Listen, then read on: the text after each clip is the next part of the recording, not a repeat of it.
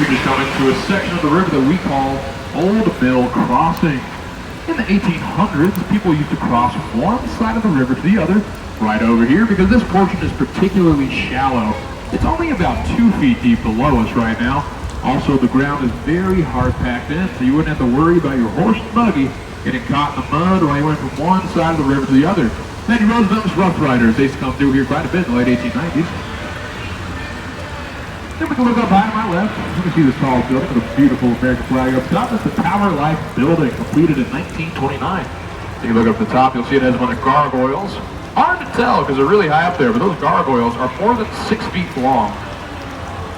And then, if you look over these small trees on my left-hand side, beneath the windows that are just above these trees, you will see some ornate faces in pairs of 2.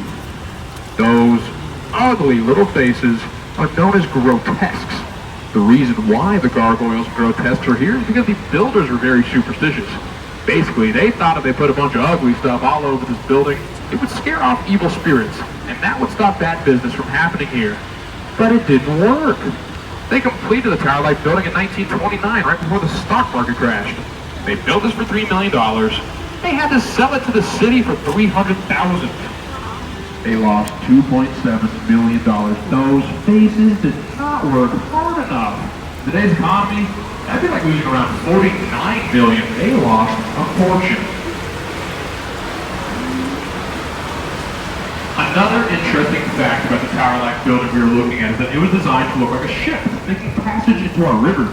If you look behind me, you can see the bottom portion of the building. That's the bow, the front of the ship. And then the tallest part is the helm. I'm standing here right now. Some people say that design reminds them of the Titanic, which is definitely not a bad omen for that building.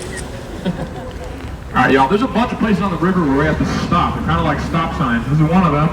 At this particular stop, I have to honk my horn. I'm just warning y'all so I don't scare you.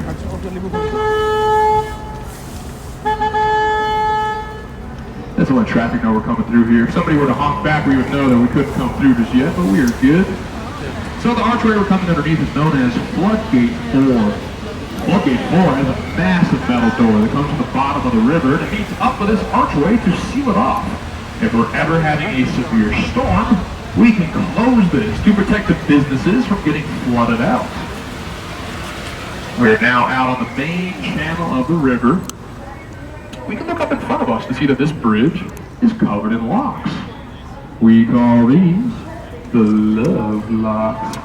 People come down here, they buy a lock, they write their initials on it, they write